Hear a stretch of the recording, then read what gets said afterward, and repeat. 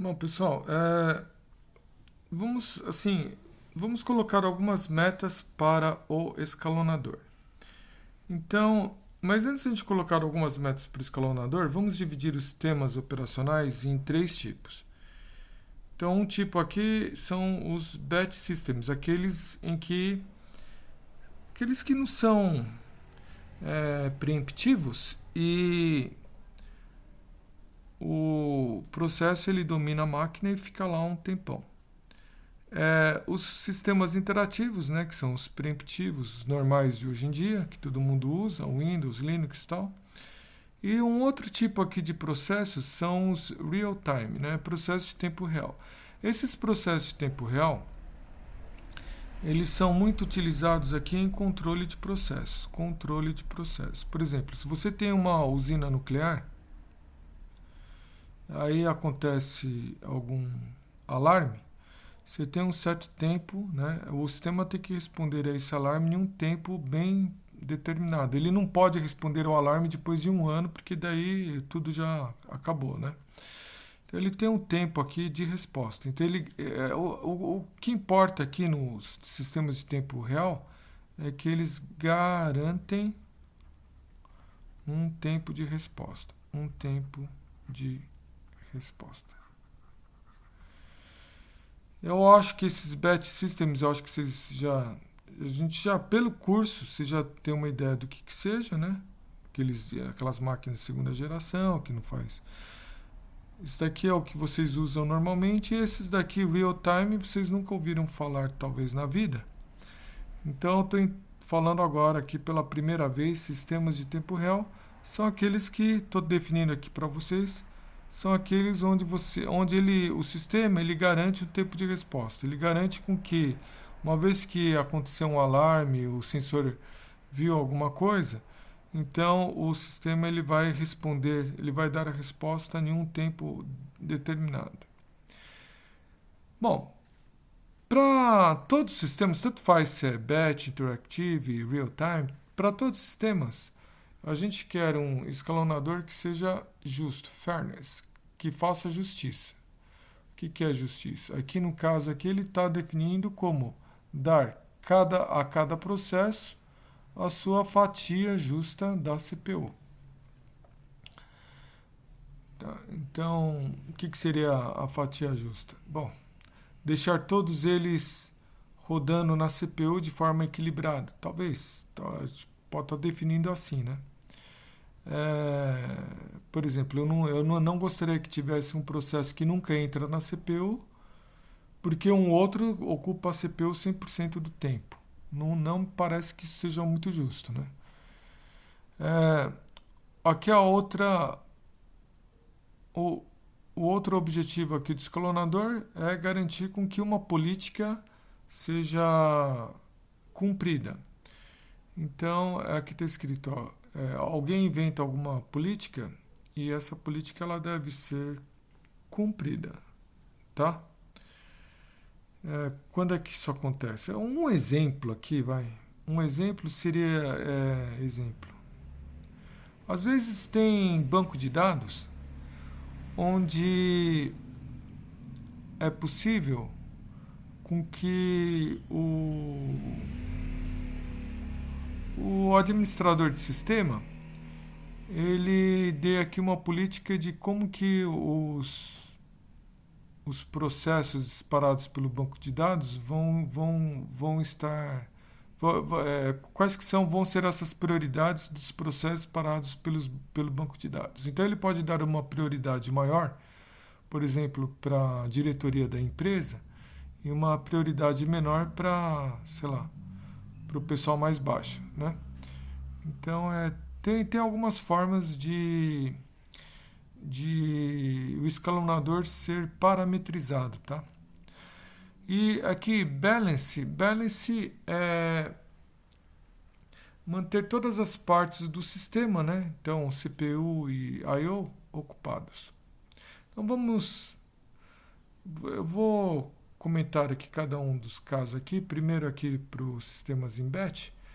Então a primeira palavra que a gente vai estar vendo aqui é throughput. Throughput Em inglês é vazão, né?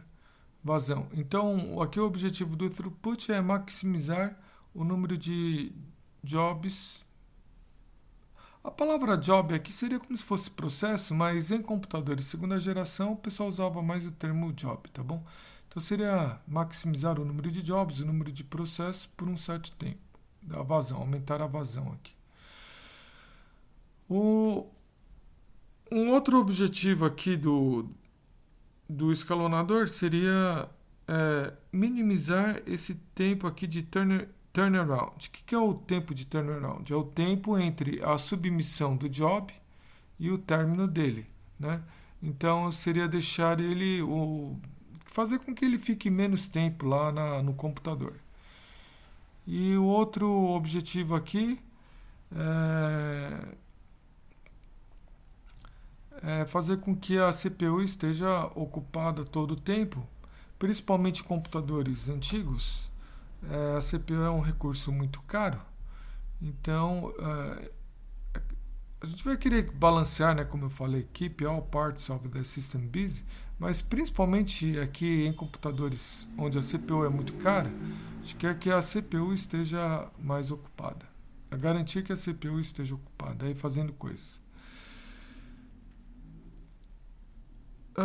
Então agora vamos falar sobre sistemas interativos. Sistemas interativos, eles interagem com o usuário. Então, uma coisa que a gente vai querer é que ele responda rapidamente, responda aos requisitos do usuário rapidamente. Então, um editor de texto, como eu falei na transparência anterior, um editor de texto aqui teria uma prioridade mais alta.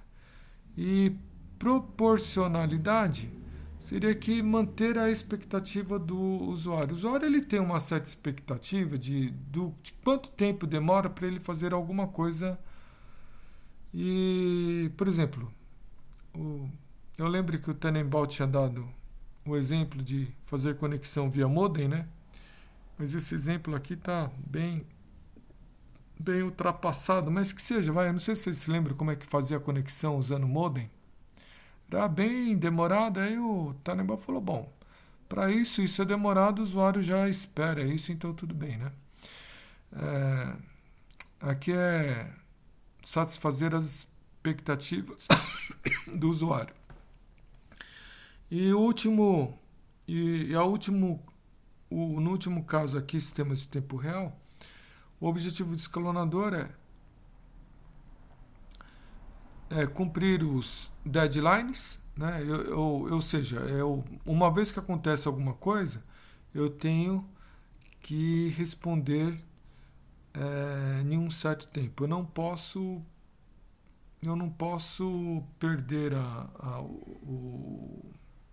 eu não posso perder, por exemplo, o sinal de, como eu já falei, deu o alarme, eu não posso responder em um tempo maior do que o devido, né? Tem que cumprir aqui o deadline.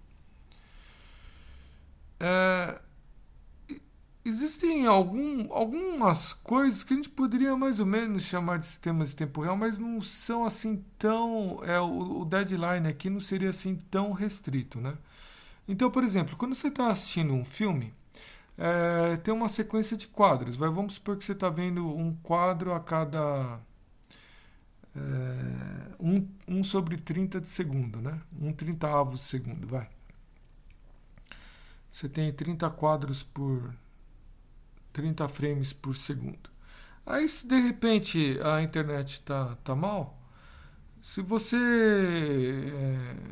Às vezes é melhor você perder um quadro e outro do que você pegar e parar totalmente a transmissão do vídeo.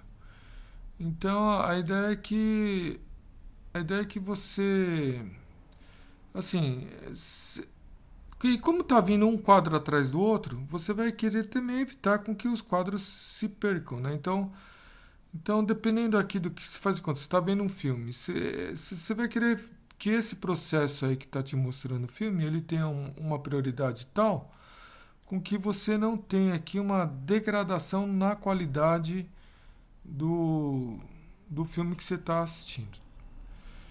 Então é isso daí, pessoal. Mas se por acaso você tiver que ter alguma talvez você tenha alguma degradação na qualidade, aí ele vai vendo, né? Ou a imagem vai ficando com uma resolução menor, aí, aí ele vai vendo. Mas quando a gente fala sistemas de tempo real, a gente não está falando muito sobre sistemas multimídia não, tá? É claro que sistemas multimídia rodam aqui muito bem em sistemas interativos, né? Vamos pôr aqui que ele roda aqui em sistemas interativos. Então aqui para sistemas de tempo real, eu sei que está na transparência aqui, sistemas multimídia misturado com real-time systems, mas eu não sei, não me parece que não me parece que é uma boa ideia fazer isso. Eu estou falando porque está aqui, tá? Mas, mas sistemas de tempo real se referem mais a sistemas que fazem controle de processos. Por exemplo, o computador que está a bordo de um avião, e não tem muito a ver aí com sistemas multimídia. Eu acho que eles colocaram isso aqui na transparência mais para falar que sistemas interativos tem um pouco também de sistemas de tempo real quando a gente mexe com sistemas multimídia. Tá legal, pessoal? Então é isso daí.